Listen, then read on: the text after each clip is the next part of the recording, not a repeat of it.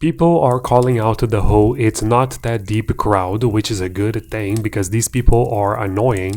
But the way we've been talking about it as if it's just a matter of low media literacy or low attention span doesn't actually tell the whole picture. I really do think that the "it's not that deep" thing is a natural consequence of the over-philosophication of everything, which is a habit we've gotten into by the past few decades, and it was only intensified by the age of information. Because now everyone can share any thoughts about anything at all times for millions of people to see, which is a wonderful thing, but as a result, the internet specifically presented us to a crazy amount of weaponized introspection. Some people shoot themselves on their feet with it, by being hyper aware of everything, knowing what the issues are and where they came from, seeing things very clearly to the point you might be able to give good advice to other people, but you never actually change or combat the issue yourself. I know I've been stuck like this for years. I would ruminate and philosophize my own issues to a needless extent, to the point where what was a matter of doing was treated as a matter of thinking. And as a result, there was no growth, there was only the perception of it. And then on the other hand, other people weaponize introspection and turn it into a weapon of mass profit, a business where things that should be simple and straightforward, such as dating, are turned into a philosophical concept you need a 26-episode long YouTube video series just to wrap your head around.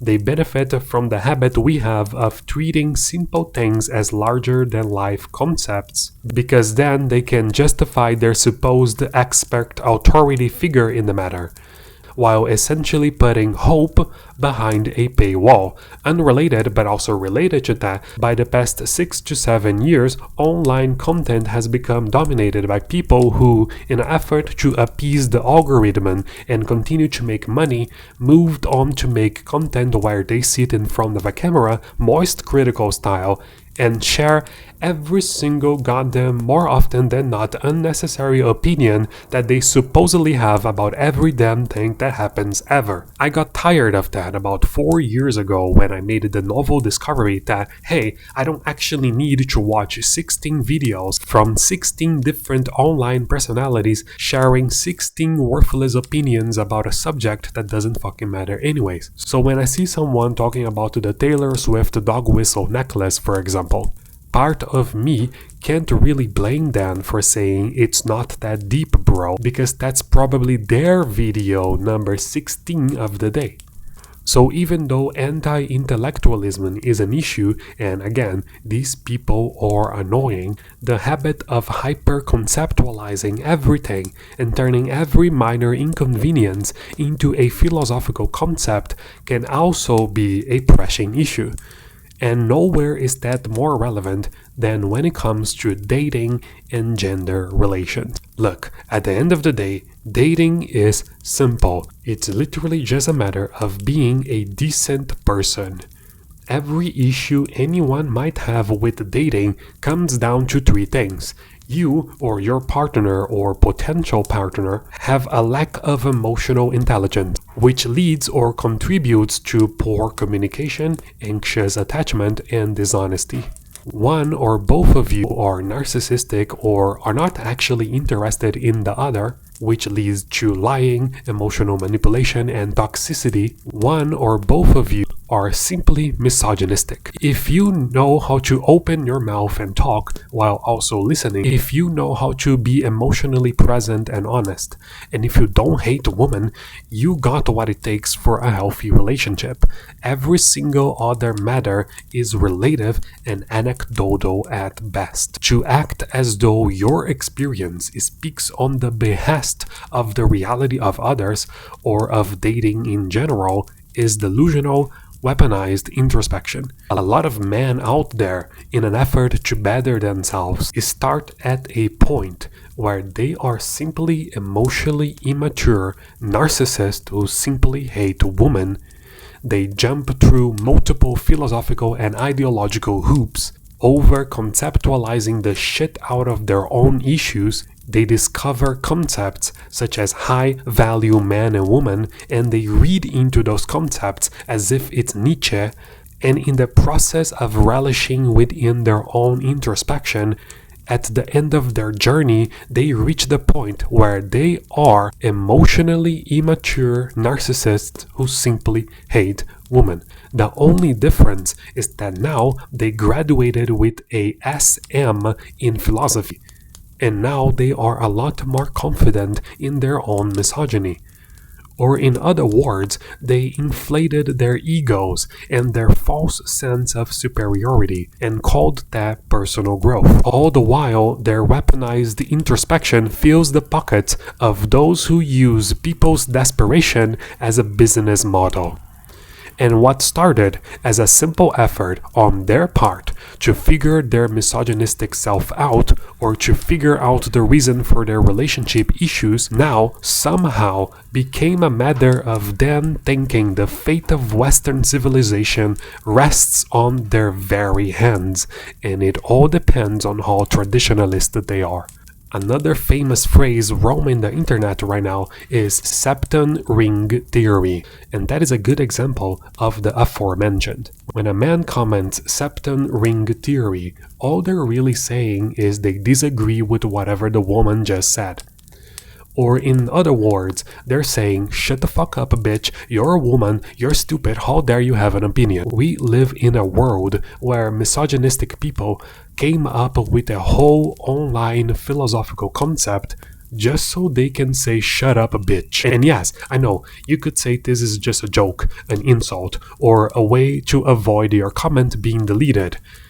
But if the whole incel thing showed us one thing, is that these types of people are more than willing to turn hatred into their gospel. It is reasonable to assume that septon ring theory already is or will be read as if it is a peer-reviewed academic paper within woman-hating communities like the incel community. The same way the whole Chad versus Virgin thing started as a meme and over time became the gospel of incel.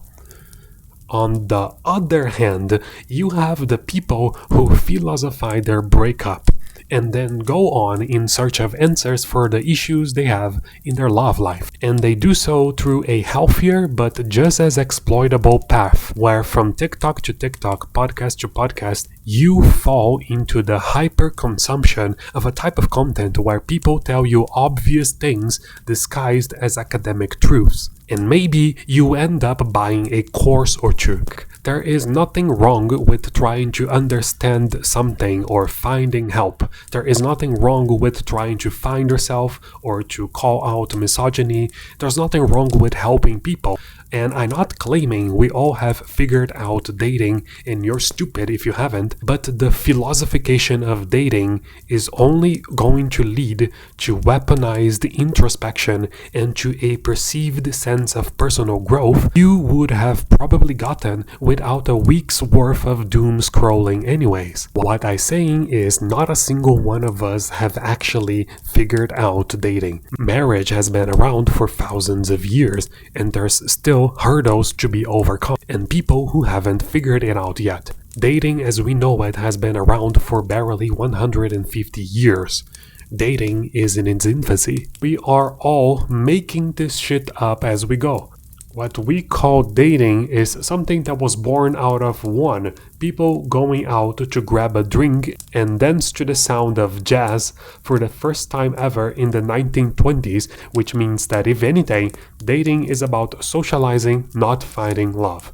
2. Young adults and teenagers started to go out more and have more casual, non-marital relationships in the 60s and 70s, something that coincided with and was influenced by the broader social shifts of the time. Which means, if anything, dating is about the freedom to do so, and it is about sexual exploration, not about love. And 3. Dining culture and mall culture were born around the same time dating as we know it was consolidated, which means the idea of you taking your broad to the burger joint after a night out in the roller rink is something that was influenced by groups of people who had a vested interest in you doing so, which means, if anything, dating is a consumerist ritual. Dating is not the quintessential thing to do with our lives. It is such a frivolous, malleable thing that it has more to do with teenagers in the 60s wanting to get their socks off than it has to do with you finding your happiness.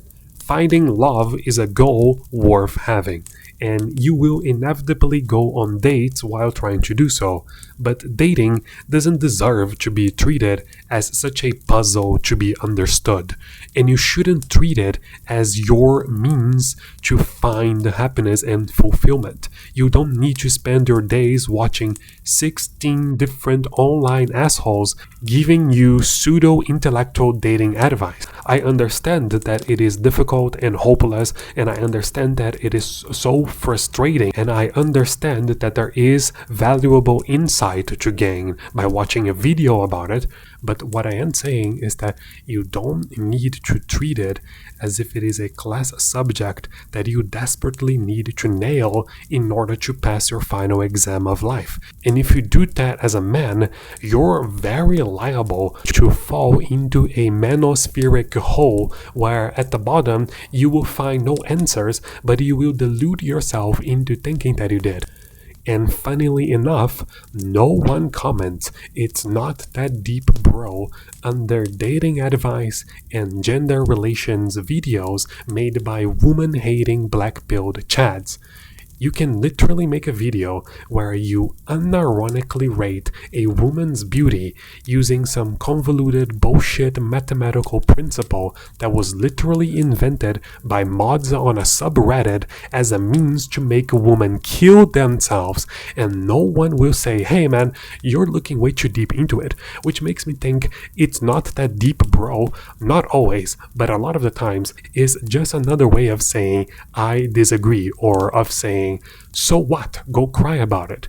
"It's just a necklace, bro, it's not that deep" sometimes translates into "yeah, it's a dog whistle, and what are you gonna do about it?" So I'm not siding with the "it's not that deep" crowd. I am a massive overthinker myself, but I think the "it's not that deep" crowd doesn't actually realize they also think of things way too deeply to a detrimental degree.